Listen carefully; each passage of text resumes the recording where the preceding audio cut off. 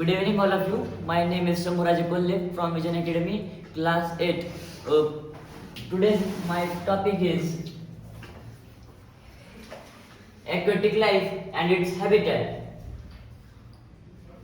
तो सबसे पहले हम एक्वेटिक लाइफ क्या होते हैं वो समझ लेते हैं। एक्वेटिक लाइफ में एक्वेटिक यानी ऐसी चीजें जो वाटर से संबंधित है, और लाइफ मतलब लिविंग वर्ल्ड। एक्वेटिक लाइफ का मतलब होता है कि वाटर में रहने वाला जो लिविंग वर्ल्ड होता है उसको हम एक्वेटिक लाइफ कहते हैं। अब एक्वेटिक लाइफ मतलब क्या होता है? Aquatic life refers to all plants, animals and other organism that live in और near water, from oceans and seas to rivers, lakes and ponds, depending on water for at least part of their life cycle for survival, food and reproduction. Means aquatic life मतलब क्या होता है? जो कुछ मतलब सब जानवर, प्लांट्स एंड अदर ऑर्गेनिज्म, जैसे कि कोई फंगाई, एल्गी जो एग्जिस्ट करते हैं पानी, और वो पानी में रहते हैं या फिर पानी के पास रहते हैं। यानी अब टॉर्टोइज एक जानवर हो गया जो पानी के अंदर भी रह सकता है और पास भी रह सकता है। Organism that live to near water from oceans and seas to rivers. अब इसमें भी दो टाइप्स आते हैं, ओशन या फिर सीज।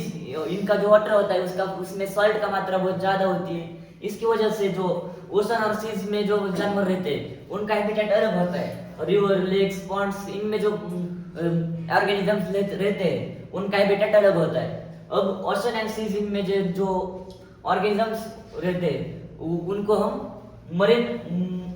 मरीन एक्वेटिक लाइफ कहते हैं, और रिवर्स, लेक्स एंड पॉन्ड्स में हम मतलब स्वीट वाटर एक्वेटिक लाइफ कहते हैं। अब और वो पानी में रहते हैं तो वो ponds depending on water for at least part of their life cycle for survival, food and reproduction. यानी वो पानी में रहते हैं तो पानी की मदद से ही वो उनकी जो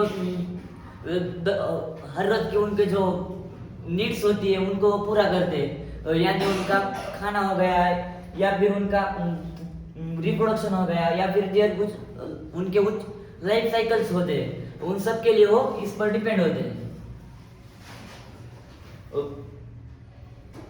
इसके बाद aquatic animal life and habitat. अब इसके अंदर by featuring unique adaptations like gills or skin respiration to thrive in their water based environments।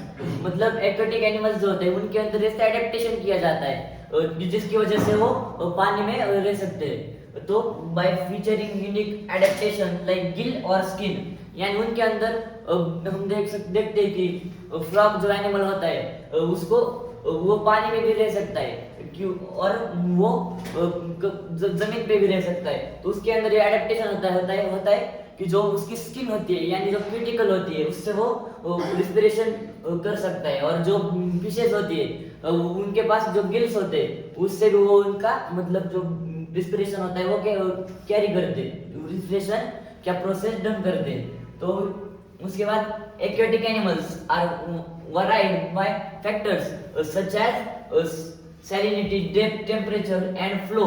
This diverse system provides shelter, food and breeding grounds for creatures from fishes and whales to crabs and jellyfish।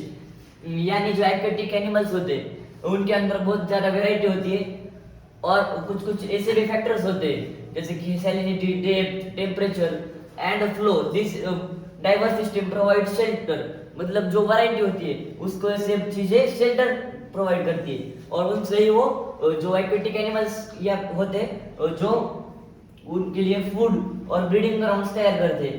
जैसे कि जो creatures होते हैं like fishes and whales and to crabs and jellyfish, इन सारे creature को इस aquatic life में जो ये सारे फैक्टर्स है इनका बहुत ज्यादा उपयोग होता है।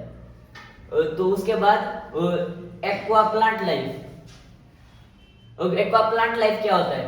The habitat for aquatic plants also known as hydrophytes are water bodies like fresh water, ponds, lakes, rivers, wetlands or marine environments like oceans, seas and estuaries.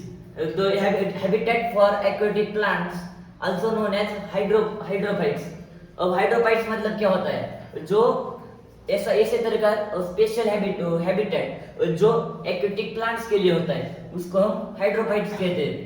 मतलब जो वाटर बॉडीज होती है उसमें भी फ्रेश वाटर और marine water में आ जाते हैं, पॉन्ड्स, लेक्स, रिवर्स, वेटलैंड्स और ocean and seize.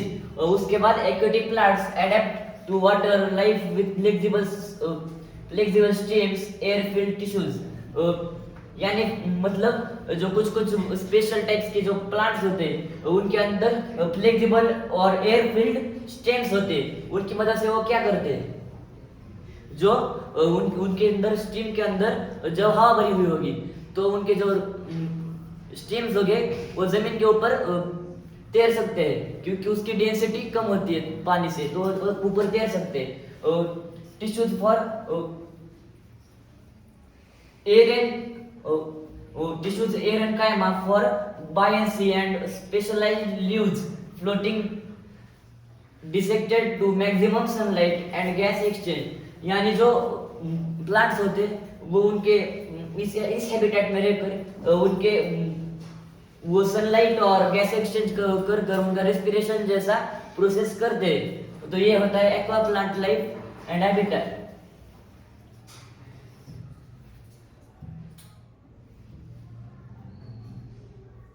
Thank you all of you to listening my this presentation.